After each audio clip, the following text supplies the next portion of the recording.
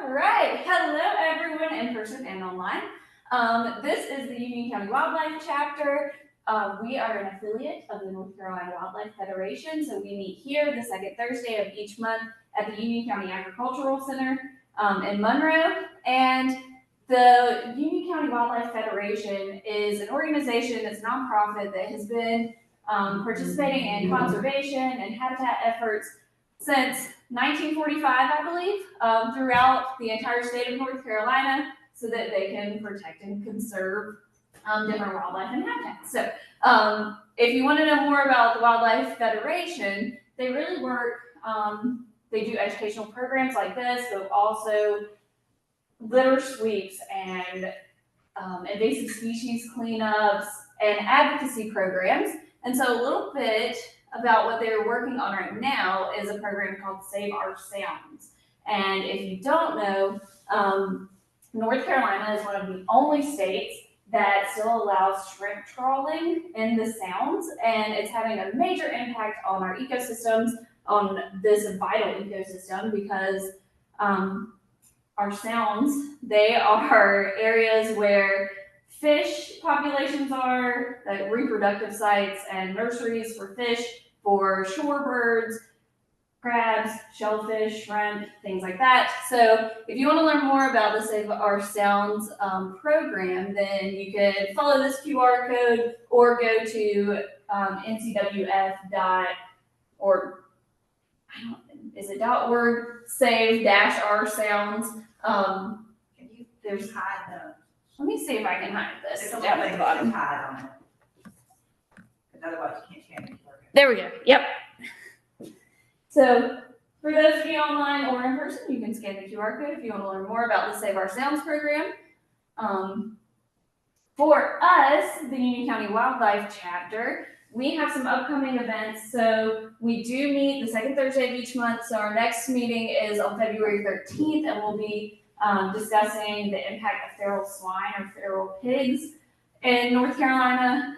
Specifically, we are going to learn about their behaviors. So that will be February, and March is plant pathology. So we have a professor from UNC Charlotte who is coming to talk about plant pathology. And then in April and May, we have a few upcoming events, a litter sweep, we're not sure of the date just yet, a stream walk, and a moth night in May. So you can keep up with us on Facebook. That's the best place to find our upcoming events. And for anyone who is in the building and you haven't been here before, just a few housekeeping things. If you need to use the restroom, it is right back out the door, and then to the right, go down through the hallway. It's on the left. Yeah, it's like rights and lefts. All right, but we are really, one other thing, actually, before we get started with that. If you are interested in joining on to the leadership team and becoming part of the Union County Wildlife Chapter, we are meeting Tuesday evening, so that's January 14th at 5 o'clock. So we will have a meeting then, and if you're interested in learning more about what we're doing kind of behind the scenes, some of those upcoming programs and details, and how to get involved a little bit more, January 14th at 5 o'clock here at Agricultural Center. All right, but we are all here to learn about beavers and the benefits of beavers, and I know everyone's very excited about that. So I'm Breanna Walker. I am the education specialist for Union County Soil and Water Conservation District. I'm also the president of the Union County Wildlife Chapter, so that's why I did all the intro stuff too. But we have a lot to cover tonight. So I'm going to do an introduction, a little bit more about me, the facts. Just some fun facts about beavers, because we know a few things, right? But maybe have some extra ones that nobody's heard of before.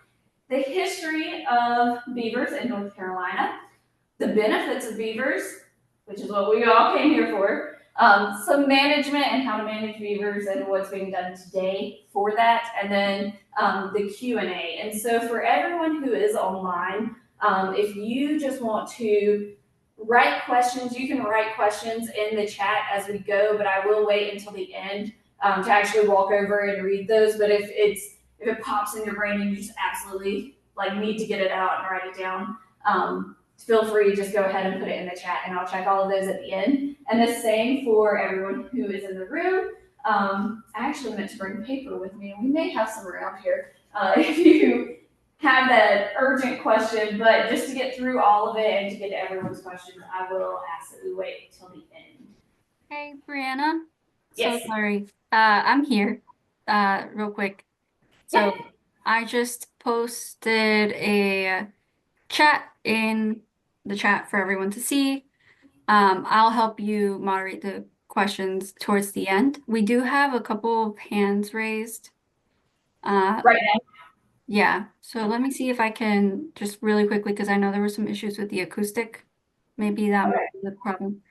And I can scoot closer if I need to. I can get over here. I think that's a little better. What does everybody else think? I think it sounds good just from here, but sorry. Please continue. It's always a learning practice with the sounds and the cameras and everything. So. Okay, we can hear everything. Sounds better. So. Okay. Did you want to get the people who are raising their hands, or do you think it was just sound concerns? It looks like Linda still has her hand raised, so let me see if I can allow her to talk real quick. Let's see.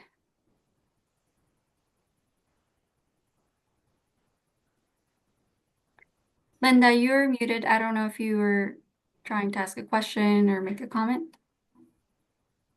Okay. Her hand is down. I think you're good. All right. Okay. All right. So just to get into it a little bit about me. I'm Breanna Walker. I'm the education specialist for Union County Soil and Water Conservation District.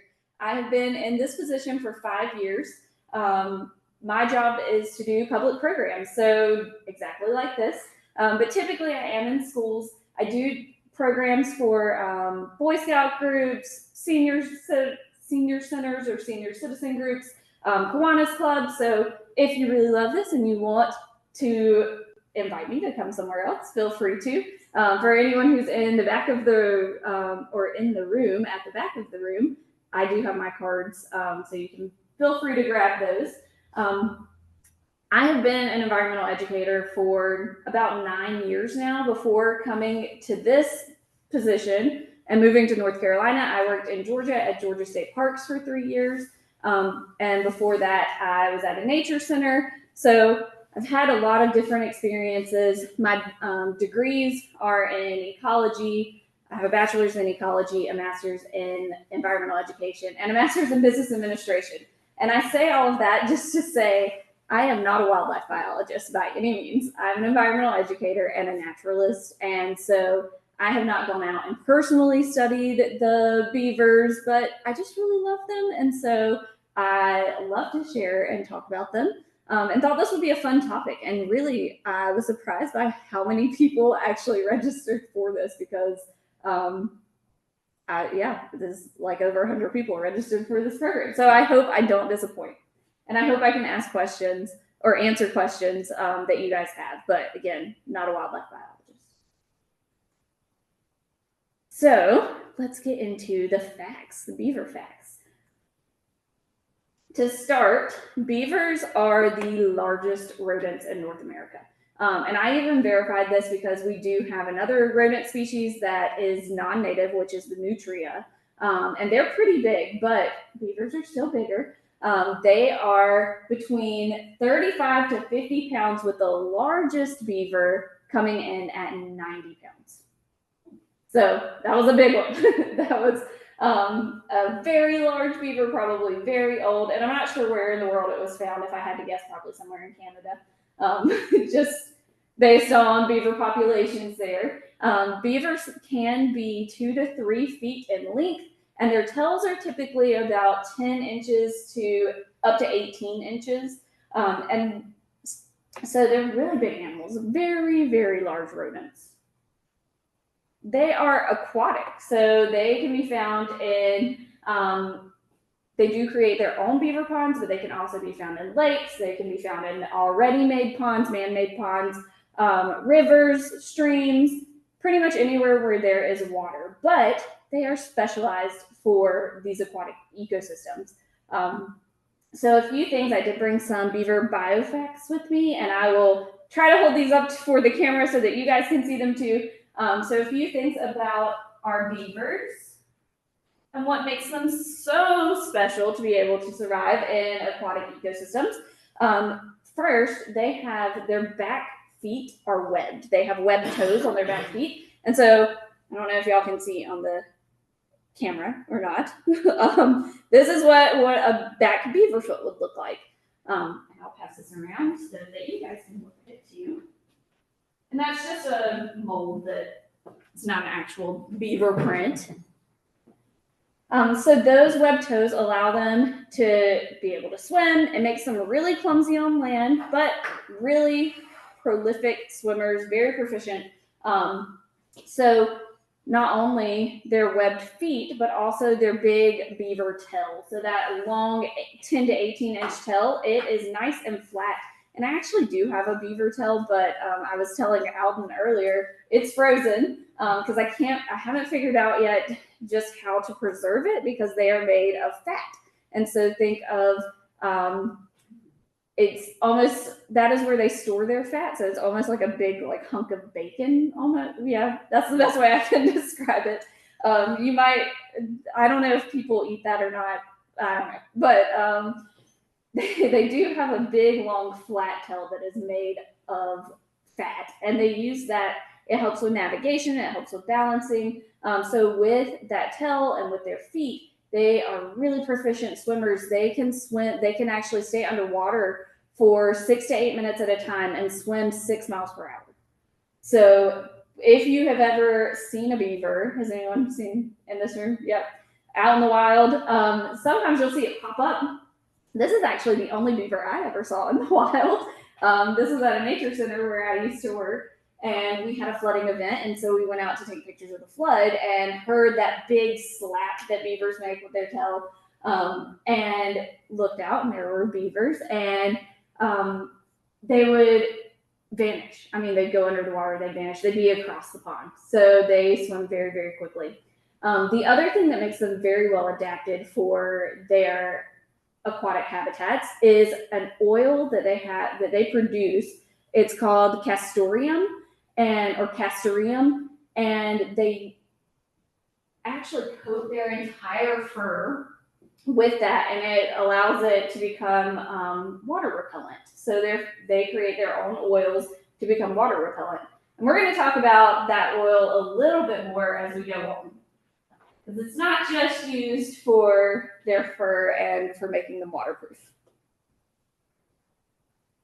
They are herbivores, so a lot of people don't realize that beavers only eat plants. Often we think about beavers, of course, they make their own beaver ponds, and so usually, especially when I'm talking to kids, they're like, oh, it's so they can have all the fish. They don't care about the fish. They're not really worried about that. They eat water lilies and cattails and other aquatic plants. And what else do they eat? I'm sure I can't see the chat, but I'm sure everybody knows. What else do they eat? Anyone in the room?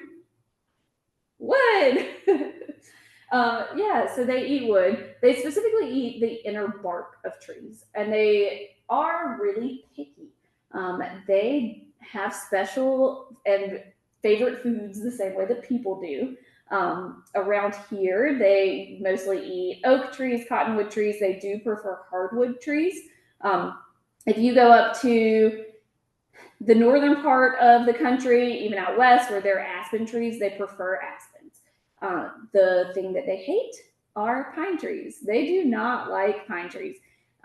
So if you ever see where beavers have been, you'll notice often that the trees that are fallen over or that are not really abundant anymore, all the little stumps that are left behind, those are hardwood trees. And the pine trees, what they do is they cull the trees. So they will chew all the way around in a circle, and they injure that outer bark and even parts of the inner bark so that the tree will die. And the reason that they want to do that, if they kill this tree, then if it dies, it can't reproduce. So it's not producing more pine trees and spreading the number of pine trees around, and that way the trees that they do enjoy, like those cottonwoods and those oak trees, they're able to spread more. And so they're able to do this because they have these nice iron-rich teeth. They have iron-rich enamel on their teeth, and all rodents do. If you ever see a squirrel skull, then you'll also notice that they have that orange coloration on their teeth. This makes their teeth very, very strong. The beavers are able to very easily eat that wood and cut down those trees, take them out. So they don't ever lose these teeth. These teeth actually keep growing throughout their lifetime, and they are both on the top as well as the bottom jaw. So this is what the bottom jaw would look like. And I love to do this because especially when we think about when we lose teeth, they're so small. But with the beavers, oh no, this is my one I glued. Maybe not. Maybe I can get it out. The beavers will actually keep growing and growing. Oh, it's stuck in there. I have one I use all the time at schools, and I think it's in a box to take to schools. But they will. Well, you can kind of see. It keeps growing. It will actually grow all the way down into their jaw.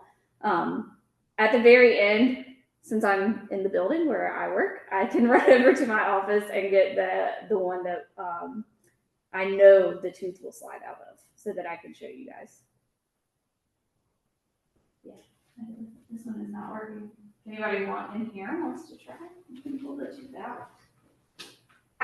It'll actually slide all the way out, and it's really cool because it's like this long. All right, and I will also. So I do have one. This is the full beaver skull, and the teeth, well, this one kind of slides out. Usually with skulls, we do super glue the teeth in because otherwise they just fall out. But the teeth on this, you'll notice, are broken. That's because it goes to see fourth graders, and fourth graders have broken it. But typically their teeth are very, very strong, and they aren't able to break. So I'll pass this around for you guys to see.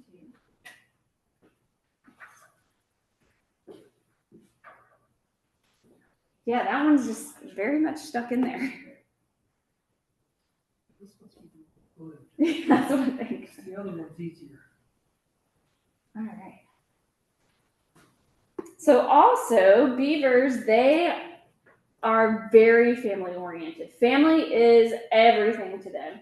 So we mentioned that they don't build their beaver ponds so that they can have fish, and they don't really need it for aquatic plants either. They build their beaver ponds for protection, and mostly for the protection of their families. So they travel in big family units called colonies, and the babies typically stay within those colonies. Beavers are monogamous, so they have been known to stay together for up to 20 years. In the wild, they only live 10 to 15 years, but in captivity, they have been known to live 19 to 20 years, and they will stay with their partner for that entire time, which is kind of unique for mammals because mammals don't typically do that. We mostly see that in birds. But beavers are monogamous, and they stay in those colony units, and they have their babies, which are called kits, and they raise their babies not in their big beaver lodge. They actually have little homes on the sides of the banks of the streams or the pond that they're in. So they will kind of split off, but like the children of the main beaver couple will kind of split off into different little dens, and they'll have babies there, but they do all stay together. And the 1-year-olds are called yearlings.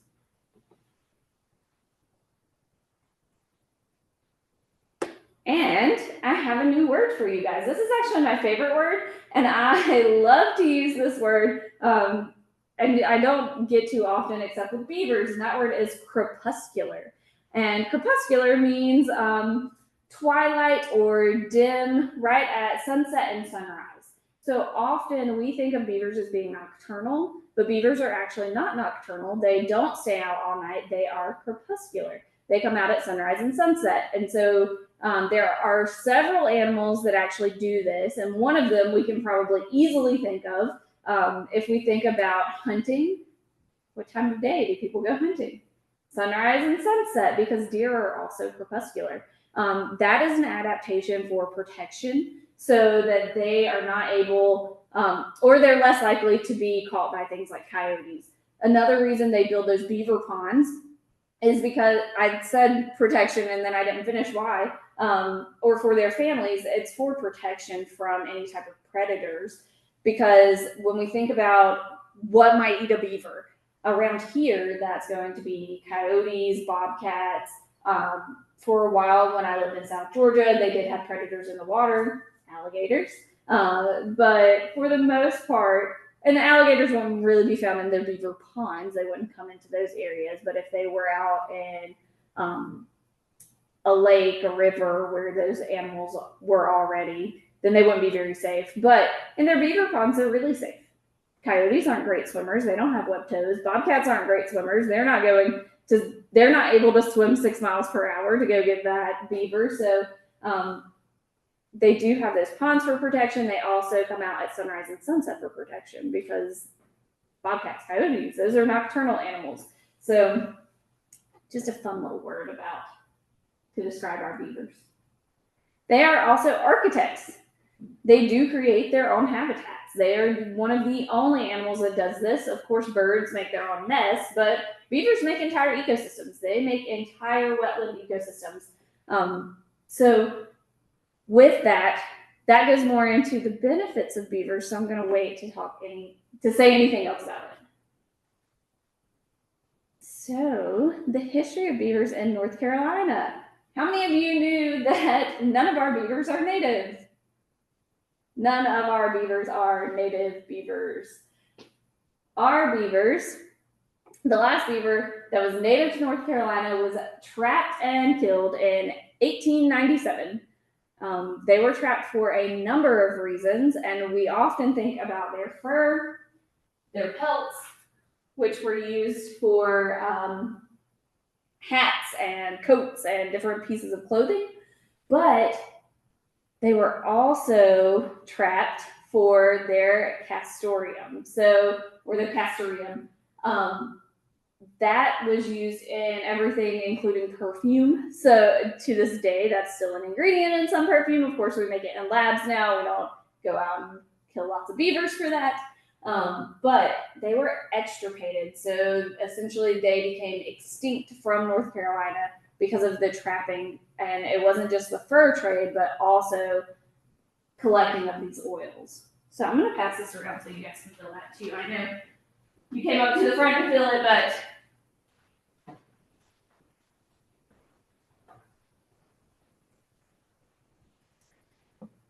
they were, however, reintroduced in the 1930s. So in 1939, I think it was a wake-up call that maybe we should have beavers here.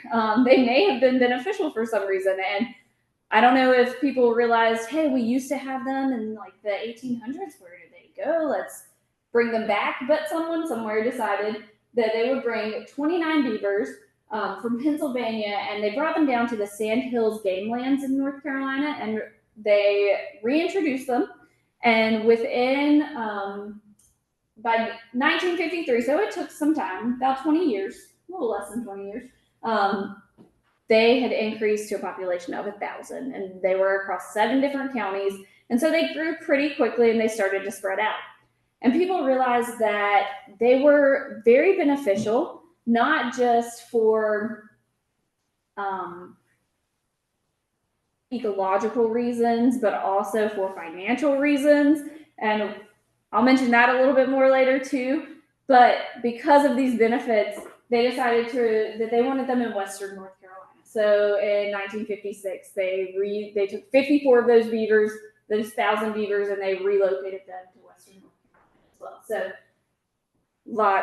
none of our beavers are native. Our beavers are from Pennsylvania. They're native to the United States. They're just not native to North Carolina. So what are the benefits of beavers? Why did they want to bring them back? Why did they care? Why did it matter? And what are we still learning today? Because we are still learning some things about the benefits. If anyone knows what has happened in Yellowstone with the reintroduction of wolves, beavers are playing a part in that as well. And if you don't know about that, I encourage you to look it up. But the benefits of beavers, first, they create wetlands. They create their own beaver ponds, creating wetland ecosystems. And very similar to this Save Our Sounds project I mentioned earlier, where our sounds are these great reproductive areas, all wetland ecosystems really do that. And they help amphibian populations, to think about frogs and salamanders that rely on both land as well as water to be able to survive. They help bird populations, specifically our duck populations, especially those duck populations that are, or our waterfowl that are inland, they're not coastal. Specifically, the wood duck has benefited. And so they create wetland ecosystems that helps to boost lots of, they're a keystone species. They help to create an entire habitat and area for other species to be able to thrive. They also help improve water quality. So with water quality, wetland ecosystems, well, think about a beaver pond. Beaver ponds, they are able to take in any type of pollutants, and more specifically, the number one water pollutant in North Carolina, which is sediment. It is not any type of chemical. It is not plastic bottles. It is sediment or soil, dirt, essentially. It calls from erosion. Some of it is from building. But our number one water pollutant is sediment. And these beaver ponds, they act as a really good sediment catch because they're just a bowl of water. And it doesn't matter so much if they fill up. So the beavers they don't stay in that same beaver pond for their whole life. If they run out of food, if it does start to fill in, if they don't feel safe there anymore, different reasons, they will actually leave their pond and they'll create a new pond. So these are little sediment basins. Wetland ecosystems do help to filter out toxins and toxic chemicals. So when we think about cities, Atlanta at one point I know was actually building wetland ecosystems outside of the city so that some of the chemicals and toxins that were coming from the city would be filtered out and not just go straight into the Chattahoochee River. So those wetland ecosystems, there's typically lots of plants, all those aquatic plants that the beavers like to eat. They can soak up some of those toxins and they can prevent it from getting down into the water supply. But with this, they also increase groundwater filtration. So again, think about all of a sudden if you have a river and it gets dammed up and it creates, now you've got a big pond and that water's not just flowing, it's sitting still in one area, then it can percolate pretty quickly or start to percolate and end up in our groundwater. So it helps to recharge our groundwater. That's especially important here in Union County where we are kind of a water desert. We're a little bit of a water desert. We don't have any major rivers or streams. So beaver ponds help to recharge our groundwater. They also help with controlled flooding and reduction of erosion. So those beaver ponds, even though they do create flooding at first, so that the stream is going to get dammed up, it will create a flood, just like they have dammed up the Catawba River to create Lake Norman, right? Everything got flooded, but now they are actually able to prevent flooding by slow releases and things like that. So beavers, their dams work the same way. Their ponds work the same way. They dam up the river, it floods an area, but then it's a slow release of water. When we have big rain events, that water is slowly released rather than just a rush of water. And that rush of water is going to do nothing but create erosion. And that is more toxins in our water supply. So pretty beneficial. They also, I mentioned the bank erosion, but they provide water for wildlife. So when we're in a drought, which this past year we actually didn't have a drought, but typically during the summer we're in a major drought. And a lot of our little streams will dry up. And so beaver ponds, because it is a flooded area, they tend to hold water for longer. So it's a great spot for wildlife to go to get water. I don't, however, suggest people drinking water out of a beaver pond, especially without filtration, because beavers do carry giardia. If anyone's ever heard of beaver fever, that is a very real thing. It's an intestinal parasite, and it makes you very sick. So people don't drink beaver water. And then they can create a fireproof habitat. So now, with creating a wetland ecosystem, an area that used to be really dry, when a beaver pond is created, some of that water will seep out into the soils around it, and so the soils become a lot more moist, which helps to create a more fire-resistant area. You also have more aquatic plants growing near there, and so they're waxier, they're thicker, they don't burn as well, and so we need some fire-resistant ecosystems in some areas, especially when we think about how many wildfires we have had in recent years. And then, of course, the thing that people think about the most, beavers can be financially beneficial to people. And there are different ways that happens. One is they still, not so much today, but when they were brought back to North Carolina and they were dispersed, they were hunted again and trapped again, just not to extinction or extirpation. But that was part of the reason, because people wanted to make money off of them. Today, it's more for duck hunting. So their impoundments or the beaver ponds are treated almost like impoundments or duck impoundments, where people will pay to lease the property or pay to go hunting on those areas. But while that might be sad, the beaver ponds have actually really helped the wood duck populations, and they have more than doubled since the reintroduction of beavers. And so, yes, that was in 1939, but our wood duck populations had been declining, and now they're doing pretty well. So how are they managed today? So beavers are considered a nuisance species. A lot of people do not like them for a variety of reasons, but generally because they flood your property. And if you have a large property, then it's not an issue as much. If they're on the back side of your property and they dam up an area, then some people do like to keep their beaver ponds, but a lot of people do like to remove them as well. There are ways to manage those beaver ponds if you do want the beavers, but you don't want greater damage.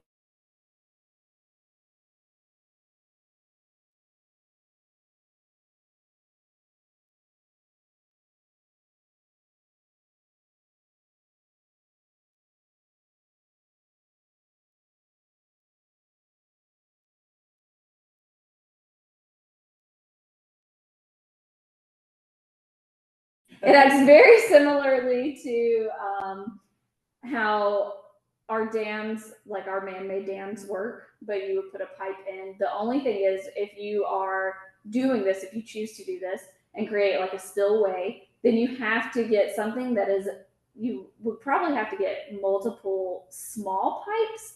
Beavers are notorious for clogging up anything they can and packing in anything they can. And one thing that I didn't mention is they don't use their tails to pack in mud the way that we see in like cartoons. They actually use their little front feet, their front paws to do that. So if they see little holes in their beaver dam, they're going to take mud and they're going to pack it in.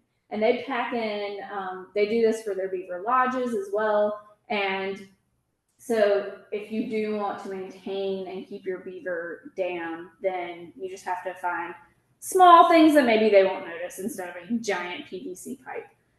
If you want some more information on how to do that, the NC Wildlife Resources Commission does have an entire web page, and I've included it. You can just visit ncwildlife.org there's an issue with the, stream. Looks like it froze, Oh no. and the stream is not being shared anymore. Okay, let me see. Thank you. It may come back, but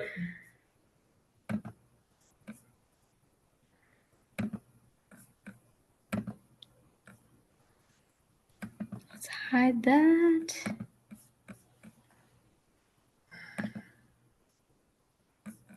There always has to be technical difficulties. I wondered why it automatically came back with it's being recorded. Yeah, I did too. It's back. Okay, so sorry about that, everyone. But with the beavers, again, if you want to know more about how you can actually keep beavers on your property, then visit ncwildlife.org, and the Wildlife Resources Commission has some good information about that. I will say, people do think that see beavers as nuisance species, and so they want them removed. They want to get rid of them. It is illegal to relocate a beaver in North Carolina because technically they do cause damage. If I didn't want the beaver flooding my property and I decided I was going to go put it on Sonia's property, she might be pretty upset about that. So, like, why should I have to have my property damaged just because you didn't want the beaver? So if you want to get rid of them, then you do have to remove them fully. You have to kill them. There are beaver trappers who do this, but that is really the only way. You can't relocate them to another area. You could relocate them on your property if you weren't happy, but also good luck, because beavers, they are attracted to the sound of running water. If you have water on your property, they will probably show up. And back in the early 2000s, there was a research study done, and I love this research study, but I always feel like it shows my age because it was done with a boombox. And like when I talk to kids now, they have no idea what a boombox is. But these researchers, they put a boombox out in the woods and played the sound of running water. And beavers actually built a beaver dam on top of the boombox.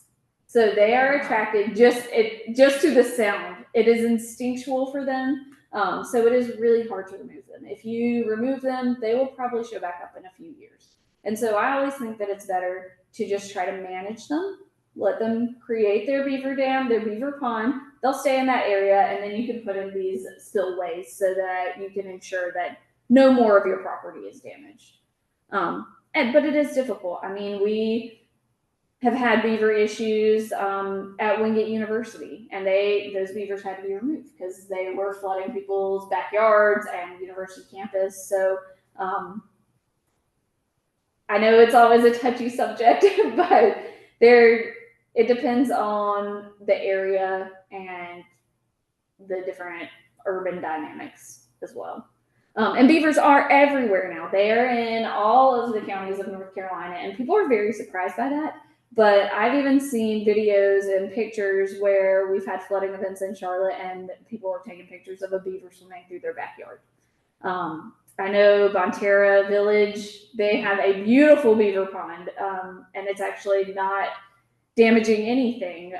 It's on kind of their nature trails, but if it moves, it could become an issue. So they're around. Just look for them. But overall, beavers rule, okay? So if anybody has questions, I'll take the ones in the room first, and then I'll jump over to the laptop. Okay. What's a gathering of beavers called? Like a bunch of beavers? I know their family groups are colonies, but I don't know if they get with other family groups. Maybe just a colony. Okay. As far as I know, it's just a colony. And how big are those colonies? How big can those colonies get? Ooh, that's a good question. I'm not sure how large, and I think maybe it would depend on. So, if you guys couldn't hear, the first question was, "What is a group of beavers called?" And I think that's just a colony because they mostly stay with their family units. And then the next question is, how big do the colonies get? And I think that is dependent on the size of the pond. but I'm sure there's a certain number out there. They probably max out at some point. Yeah. My next question is, was there any difference between Pennsylvania beavers and those old North Carolina beavers? I mean. Genetically, probably not. So they really are native, they just aren't, they don't have longevity Right. of ancestry. They were. It's the same species. Yeah, I think they're all North American beavers. I don't know that even like the beavers that are in Yellowstone are genetically different. I know they're probably about the same. So they are native beavers. They just, they had to bring them in from another state because we got rid of all of ours. It's very similar to what happened with the deer. Our white-tailed deer are actually brought in from Texas, but there may be some genetic differences there. Any other questions? Yeah, my last question is about when they chew past the bark. Are they doing that for their teeth? Are they doing that to knock down the tree? What's the purpose when they're past that the outer goodies? So they take down, so the question was, what is the purpose of them chewing down the trees? And so part of that is for their teeth, because their teeth will keep growing. Their teeth continue to grow. If they don't chew on bark, their teeth will actually grow up through their lips, and so, or down through their lips, and then they would starve to death. We see that in other species too, including turtles. If they don't chew on things, then their beak can get too long. But they also do that so they can create those dams. So they do have a purpose of cutting down trees. It's not just for food. They are also using it to create their dams and create their lodges. They will leave them sometimes though, but usually they come back and get them later. And it depends on the size of the tree. Sometimes it takes more than one beaver to move it. So it takes one beaver to eat it, but it might take more than one beaver to move it. And they will put it in their mouth and kind of drag it, or they'll use their little hands. And again, they've got those web back feet. And so you'll see them, if you ever go out really early, you can actually watch them. And they will carry stuff and they'll walk, but they walk really slow and they kind of waddle. So that is part of why they're crepuscular, because that's when they want to come out on land when nothing else is really around, so that they can slowly take all their stuff back to build their beaver lodges and their dams, their beaver dams. And their lodges, I mentioned that they don't always stay in those lodges. They will actually have their pups or their kits in dens that are on the sides of their ponds or on the sides of lakes. But during the winter, they do stay in the lodge. They stay in the lodge as a family unit, and they will stockpile leaves from the trees and from some of the aquatic plants, and they pile them up, and I don't think they officially hibernate, and especially around here, but they do have dormant periods where they stay in their lodge, and they'll just eat what they have collected. Okay.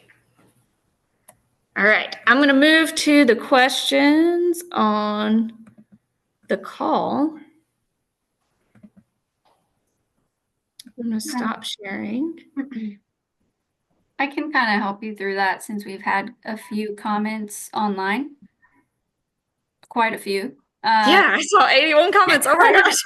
Yeah. So I've been keeping up, and we had a question early on, which was kind of answered, but it was a really good, interesting question in the chat about the castorium and where on the beaver that comes from. Do you know where that is?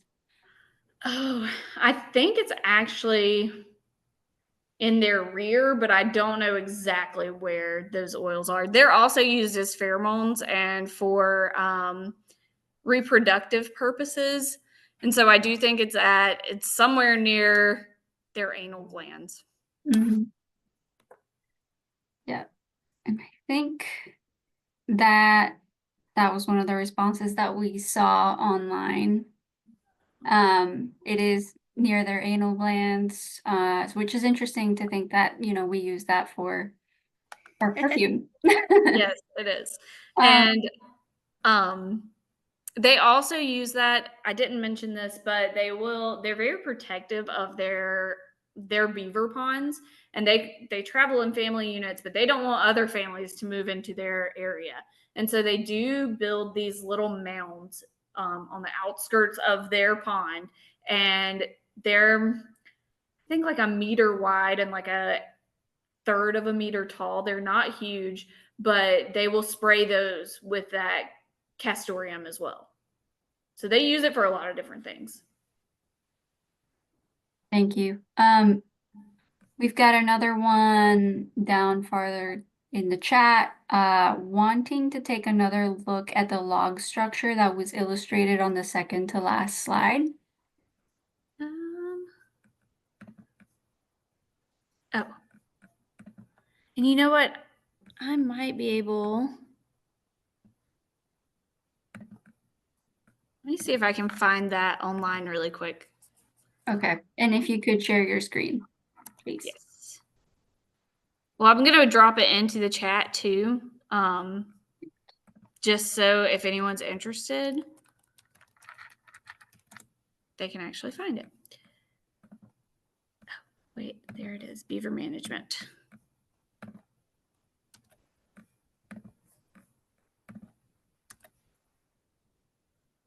Oops. Well, I don't know why this isn't pasting. Okay. If you want, we can also include it with the follow-up email. That way, folks. Okay. Yeah, that would be good, because for some reason my computer is not doing paste right now. Let me share my screen and just pull it back up.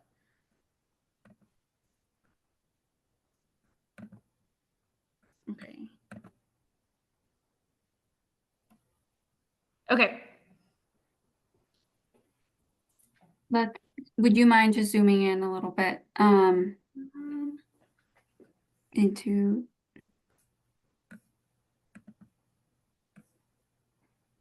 Yes. Okay. I was like, does that help? I don't know. A little bit. And I will say, I have never done this, so I don't personally know exactly how it's done. Which is why I gave the resource of the Wildlife Resources Commission and a wildlife biologist, because they would be able to help with that. We'll include links to that in the follow-up email, so be sure you're looking out for that in a couple of days. Just combing through everything else. Nathan on the chat, there was a comment on the chat about somebody seeing a beaver bite a dog once. Is it true that beavers are or can be aggressive?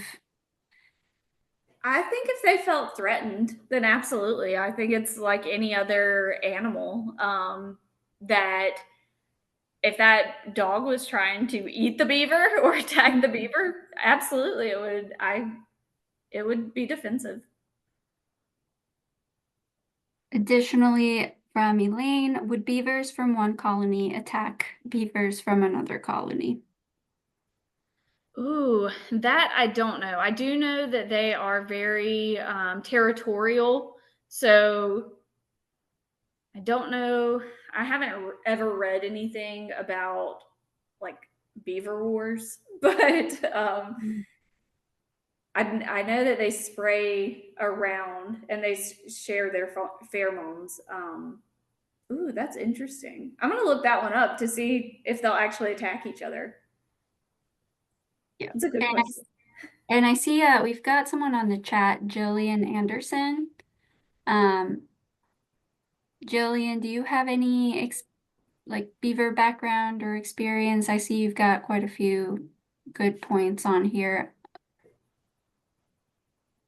And I can allow you to talk real quick if you are game for that. The answer is yes. They will attack each other? Oh, the answer is yes. Because they are territorial, if another beaver enters their territory, yes, they will attack. All right, so Sonia looked it up, and if another beaver enters an area of a colony, then they will attack.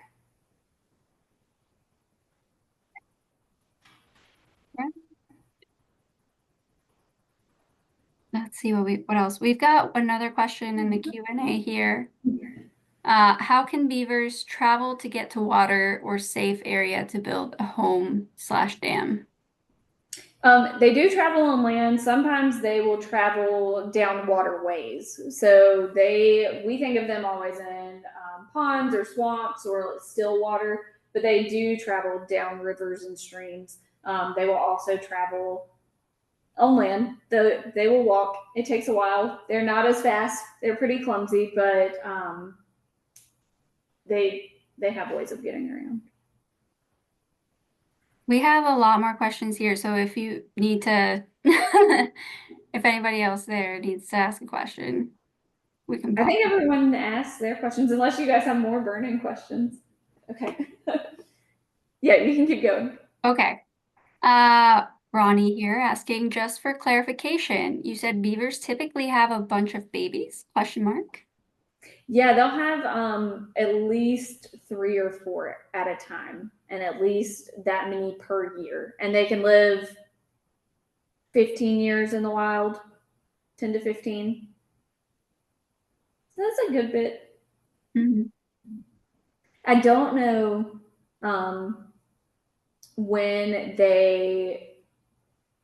if it is once they're a year old they begin reproducing.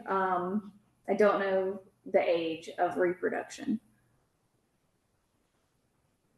All right. And I think, let's see, we've got a comment from Jeff here in the chat about really great book by Ben Goldfarb, Eager, The Surprising Secret Life of Beavers and Why They Matter. So there are other places you can also go to look for these kinds of information. And we actually also had a webinar with Ben Goldfarb on our NCWF YouTube page. So check that out. Yeah, I've had several people tell me to read this book, and I haven't read it yet, but it's in my Amazon cart, so I can remember that I need it. We've got a question from Mercy. Would you consider beavers to be keystone species in North Carolina? Yes, I do think that beavers are a keystone species. And I think I didn't mention that at one point, because they create entire ecosystems that not only are beneficial to themselves, they also do boost those amphibian populations as well as the duck populations. They increase the wood duck population significantly, but they also help out fish populations, because the fish are found in beaver ponds. Just because beavers don't eat them doesn't mean they aren't there. They also are macroinvertebrate areas, so our dragonflies rely on habitats like that. Awesome.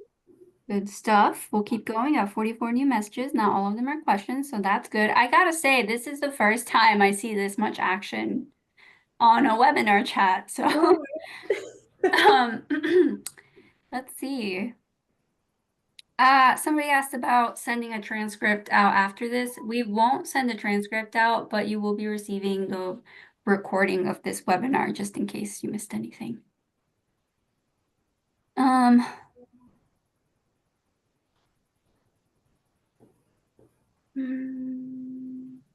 Shout out to the Beaver Queen pageant in Durham, North Carolina. Oh, I didn't know that existed. Okay, we got another question. Do the young ones split off to find new places to live? And I'll just add a second part to that question. If so, around what age? Oh, I don't know the age. At a certain point, they will split off, especially I think if it gets too crowded.